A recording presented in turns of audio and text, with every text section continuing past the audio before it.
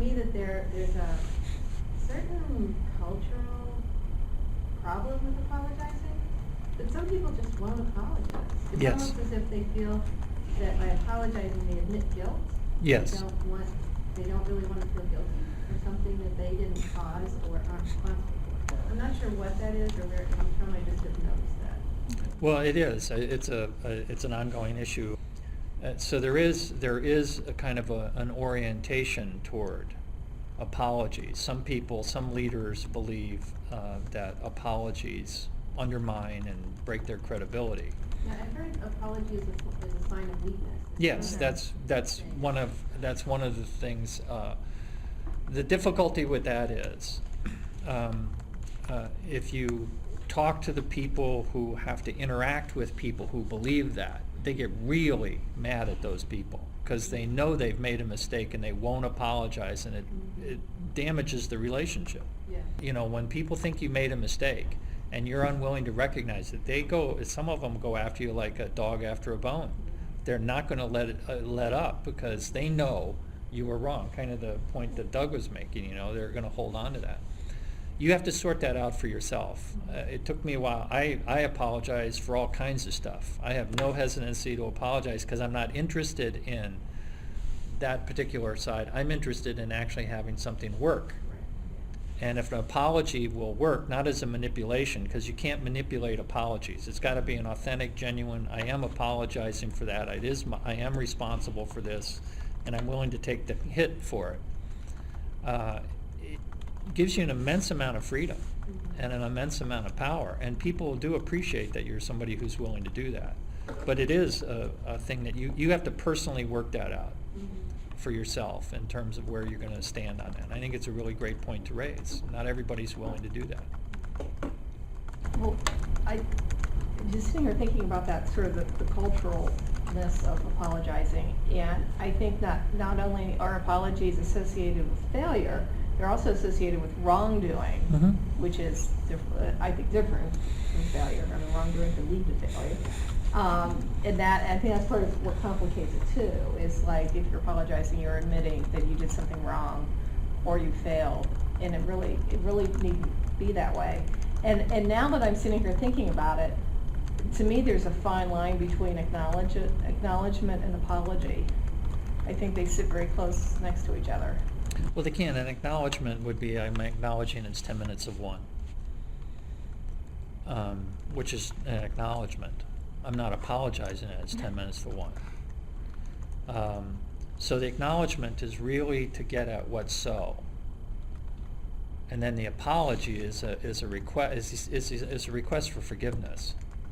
It's an admission of responsibility. I'm personally responsible, personally accountable for this. Even if I didn't do it, accountability has nothing to do with whether you did it or not. It's, are you willing to be the one who's going to be accountable for that? And then moving forward with that, and for most, and I think you're right. In many cases, apology is an admission of wrongdoing. Okay, I'm wrong. I got it. I'm wrong. Where you're committed to being right about stuff, you will not apologize,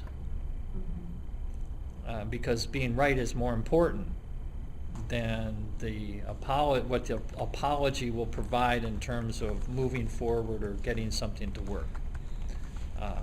You see that it's, and frequently we don't get the apologies at the public level until there's so much evidence for it, like all the scandals around the politicians and stuff, until you have no choice but to apologize. We're talking about apologies that you're offering free and clear on your own. You're taking them on without necessarily being nailed on a whole bunch of stuff. Mm-hmm. There's something actually really freeing about thinking about doing that. I apologize to everyone in this room because I'm probably owed an apology for something. Well, an authentic apology makes you you're vulnerable. It's contrary. Most people are, as you pointed out, we don't want to fail. We want to look good. We don't want to look bad. And apology flies right in the face of that.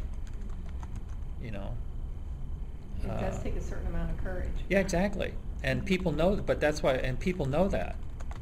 that's why they have part of the impact that they have is you're vulnerable, and it takes courage to do that.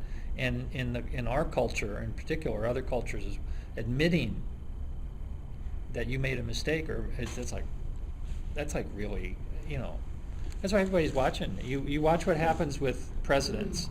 Presidents who apologize. Let's take it, David Letterman. David Letterman apologized for his infidelity and his indiscretion. Boom, gone. Yeah.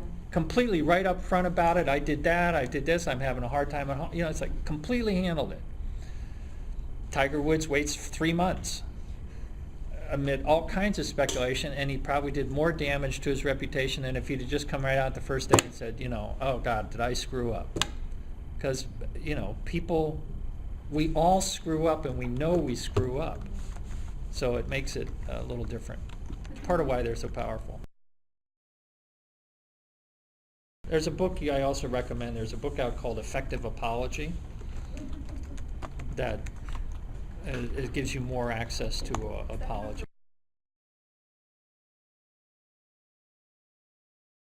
Yeah, it's like the apology of, I'm sorry you think I'm wrong. Yeah, right. Yeah. No, that's not an apology. I'm sorry I got caught. And Yeah, I think right. that, our graphics designer upstairs, she gets this all the time, because most of the conversations with her start like this. I'm sorry, but I need this graphic tomorrow, and it has to be done. And it's like, there's a system to get graphics done, and know 2 weeks ahead of time, and know what you want said, but most of the time it's, I'm sorry, I screwed up.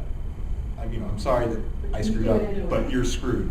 It's like you can't continually do that and explain that's the right. words, I'm sorry to. No, it's right. It now becomes an excuse or a cliche, and it has no effect.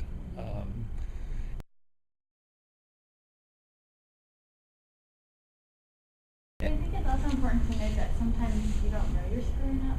Yeah. Or you don't know you need to apologize. That's right. So I think that kind of goes back to the closure conversation where you do have a debrief or sometimes kind of closure so that you can kind of talk about what went well, what didn't go well, so that you might find out that you screwed something up. Yeah. You didn't know about it, so now I feel like I should apologize, or I need to apologize. So I think sometimes we rely on people who think like, oh, they owe me an apology or something, but that person might not, even though they did something wrong. Well, I think it's also inside a closure conversation, it's worth going up to him and say, you owe me an apology. And here's what I think you owe me an apology for. And then you let them know, this is what I think you owe me an apology for. Which is, one way you could look at it, it's like a request for an apology, but you could actually have that conversation. If I just go up to her and say, look, I think you owe me an apology, she'll say, for what? The conversation is, I think you owe me an apology, and here's what I think you owe me the apology for. So you give them the whole thing, and then they look at that and they say, oh, you're right, I apologize. And if they disagree, then they'll say, oh, I don't think I owe an apology for that. Oh, well, then I think we need to talk. So it gives you the opening for the conversation that will complete it and bring you closure. People don't know to do that. We don't know to do that. Sometimes you know that you're not being treated in a way that's appropriate to you, then you would have to, if you wanted it and didn't want to just hold people at fault for not delivering it, it would be appropriate to have the conversation with them to get it. So what if you think someone owes you an apology and they don't? They think you should apologize to them, then you're at a total impasse. How could you have a conversation? But that would be the conversation, is to find out, geez, oh wow, you think I should apologize for that? Oh, okay, I do, I got it. I see how that did that. I do apologize for that. I had no idea that did that to you. So what if they don't think they should? They won't. They may not. But you will now know, oh, I got it. So they don't have that same interpretation for that conversation. I got it. So you can either hold it against them that they don't apologize, or get that they don't see it that way and they're not going to apologize. Then you have a choice as to how you want to proceed from there. There's no guarantee in any of these conversations that the thing is going to go a particular way. You can apologize and people still say, I got your apology and I'm never going to forgive you and I'm always going to hold it against you, and that's how it's going to go.